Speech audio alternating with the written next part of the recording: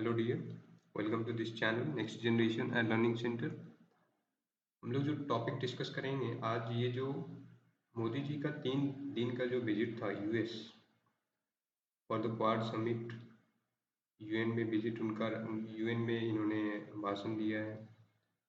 तो ये जो 3 दिन का जो विजिट रहा उसका क्या आउटकम्स रहा है, इसके बारे में हम लोग देखेंगे। ये टॉपिक आपको इम्पोर्टेंट होगा पेपर 3 अंडर GS 2। तो चलिए डिस्कस करते हैं। क्वाड समिट में देखिए, पहला दिन आपका quad summit, quad leaders summit हुआ था, जो आपको जो बाइडेन जो प्रेसिडेंट ऑफ यूएसए थे हैं, उनका उनके होम टाउन विलिंगटन डेलावेयर में हुआ था। ठीक, जिसमें जो जितने भी लीडर थे, क्वाड के लीडर, जैसे आपका India, Japan, Australia and United states के जो लीडर्स थे, इन्होंने डिस्कस किया की issues of the global security and cooperation के ऊपर।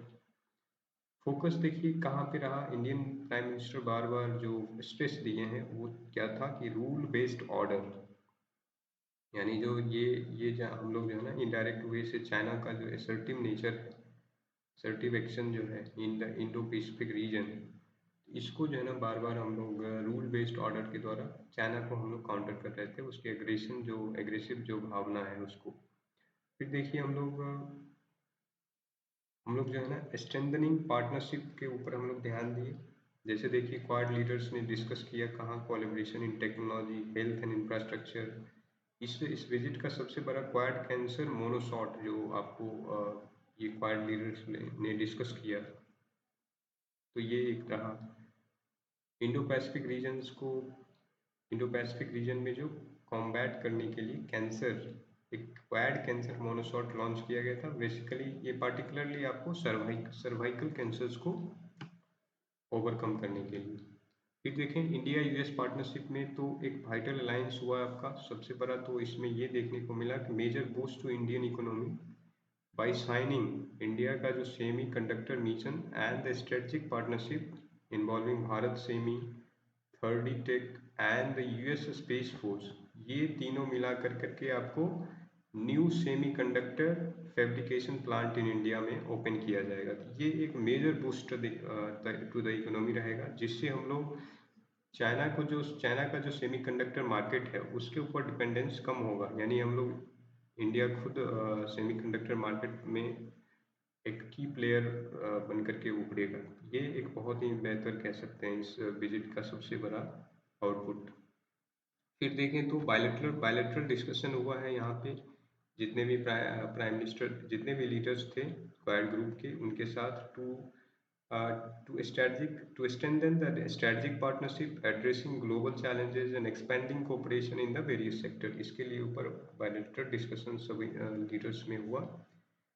स्ट्रेटेजिक कोऑपरेशन हम लोग का इंडिया यूएस का हुआ अलायंस बढ़ाने के लिए। आपका हम लोग जो है ना इंडो पैसिफिक को मेंटेन करना है, free and open Indo Pacific region. इसके लिए जो है सो upholding the international law and maintaining the free and open Indo Pacific region, इसके लिए जो है सो स्ट्रेटेजिक कोऑपरेशन इंडिया यूएस या फिर क्वाड ग्रुप के लीडर जो है सो कमिटेड हुए। ये चीजें थी।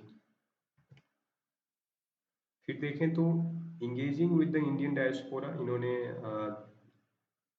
डायस्पोरा जो थे इंडियन डायस्पोरा, उनसे वहाँ मुलाकात की है। वहाँ पे उनको addressing the Indian American community, इन्होंने 13,000 Indian American at the नासू कोलिशियम stadium in the long island New York में, इन्होंने जो है ना 13,000 इंडियन अमेरिकन डायस्पोरा को वहाँ पे ये संबोधित किए हैं। ठीक, और इन्होंने एम्फेसाइज किया कि opportunities for the Indian diaspora and announced opening of the 2 new consulates in the Boston and the Los Angeles to better serve the growing community।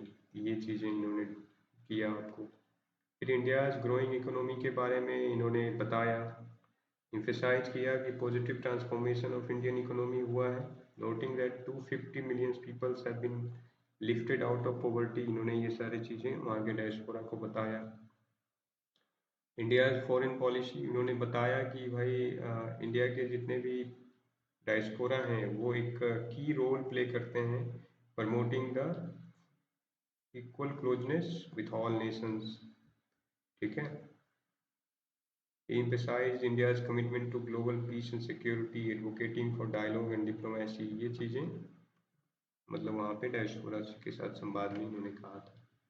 फिर देखें इन्होंने UN summit of the future, ये हुआ था basically आपको New York में।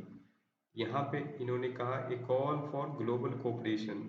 इस summit को, ये जो यूनाइटेड नेशन समिट जो हुआ था ऑफ द फ्यूचर, उसमें इन्होंने कहा, इन्होंने जोर दिया एड्रेसिंग ग्लोबल चैलेंजेस। इन्होंने कहा कि हमें जितने भी ग्लोबल चैलेंजेस हैं, वो चाहे क्लाइमेट चेंज का हो, पैंडेमिक्स का हो, चाहे कन्फ्लिक्ट रेजोल्यूशंस का हो, तो इन्होंने एक चीज़ बार बार जोर दिया, importance of global cooperation in tackling challenges through the dialogues and diplomatic and dialogues के द्वारा। ठीक, ये चीज़ें इन्होंने कहा।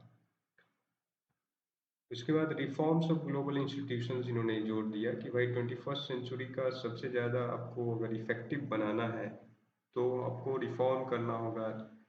इन्होंने जो जिक्र किया कि अफ्रीकन यूनियंस को हमने परमानेंट G20 मेंबर्स बनाया इंडिया के प्रेसिडेंसी के दौरान, तो ये एक सिग्निफिकेंट स्टेप है जो आपको इंक्लूसिविटी इन रिप्रेजेंटेशन का। इसी तरह इन्होंने कहा इनका मेन था मोटिव कि भाई हमें इंडिया का जो डिमांड रहा है कि यूनाइटेड नेशंस में हमें परमानेंट सीट दो, ये चीज़ें हम लोग इसके द्वारा जो है सो बार बार रीट्रेट कर रहे थे कि भाई हमको ये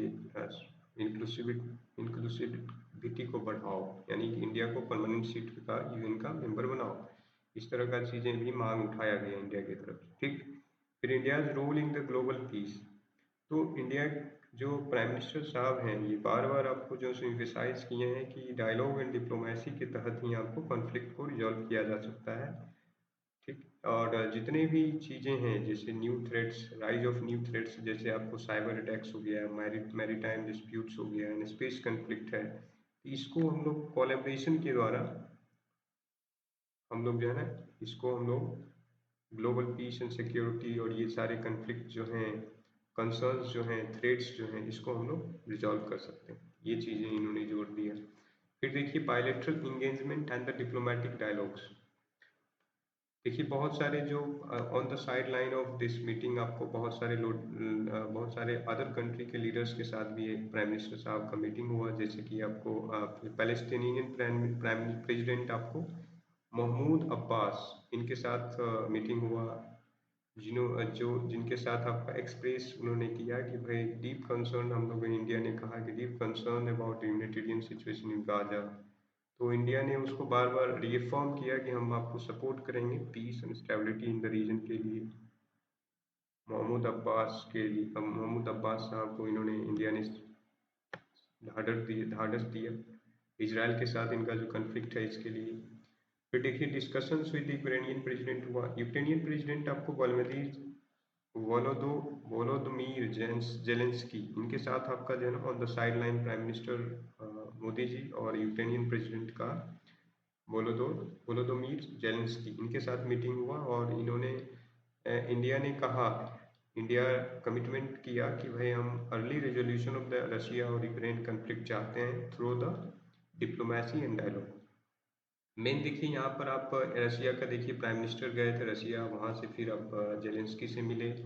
फिर देखिए जब जेलेंस्की से मिल के आए तो डोवाल साहब फिर रशिया गए हैं, रशिया से फिर जो है ना वहाँ से संदेश लेकर के फिर जेलेंस्की से मिले हैं। इस तरह का मतलब एक डायलॉग चल रहा है आपका, डिप्लोमेसी एंड डायलॉग। आपको एक इंडिया मीडिएटर का भावना लग रहा है, मीडिएटर का काम लग रहा है आपको निभा रहा है between the Russia and Ukraine to resolve the conflict. ये चीज़ें हैं।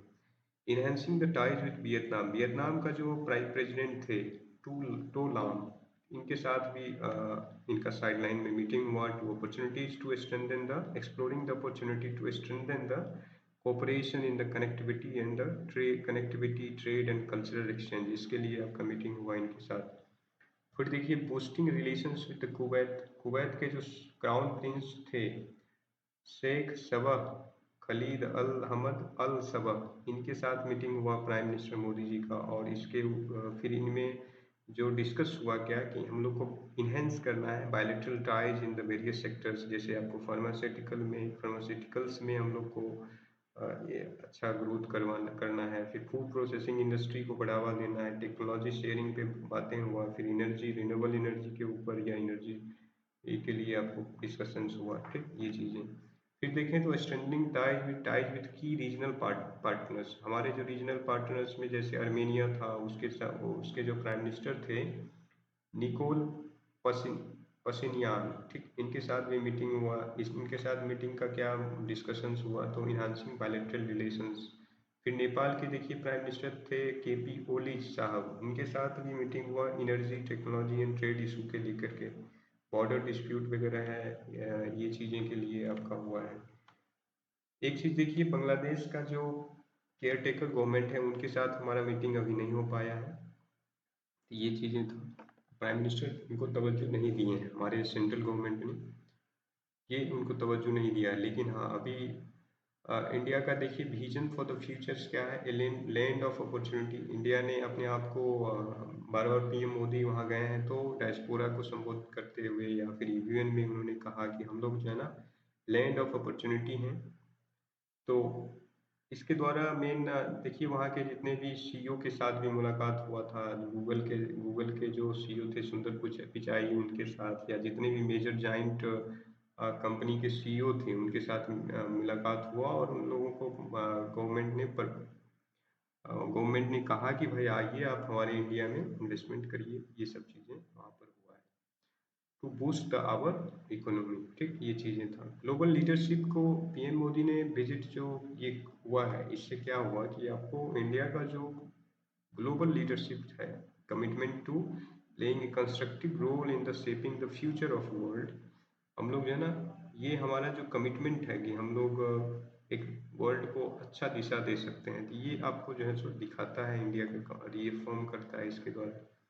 फिर देखिए इंडिया स्ट्रेटजिक पार्टनरशिप जैसे विद की पार्टनर्स, पार्टिकुलरली आपको यूएसए के साथ ये दिखाता है कि हम लोग जो है ना strengthening strategic alliance and promoting cooperation कर रहे हैं, ये चीज़ें हैं। फिर इकोनॉमिक आपका डेवलपमेंट के लिए देखिए हम लोग जो है ना जैसे आपका सेमीकंडक्टर जो प्लांट यहाँ पे इंडिया में लगेगा, ये हाईलाइट करता है कि इंडिया का potential to progress, showcasing attractiveness as an investment destinations, हम लोग इन्वेस्टमेंट डेस्टिनेशन के तौर पे अपने आप को दिखाते हैं। ये आपको हमारे इंडियन जीडीपी को बहुत अच्छा मिलेगा, बूस्ट मिलेगा आपको, जिससे हम लोग कमिटमेंट टू सस्टेनेबल ग्रोथ जो हमारा है ये फ्लरिश कर पाएगा। फिर देखें ग्लोबल पीस एंड सिक्योरिटी को बढ़ावा देने के लिए हम लोगों ने बार बार जो इम्फेसिस किया है, जोर दिया है कि भाई हम जितने भी कन्फ्लिक्ट हैं उसको डायलॉग एंड डिप्लोमेसी के द्वारा सुलझाया जाए, जिससे हमारा मेंटेन हो सके इंटरनेशनल पीस एंड सिक्योरिटी, ये चीज़ें हैं। Thanks for watching. वीडियो को जितना हो सके अपने दोस्तों के साथ शेयर करें, हमारे channel next generation and learning centre को सब्सक्राइब करें, लाइक करें। थैंक यू वंस अगेन, जय हिंद।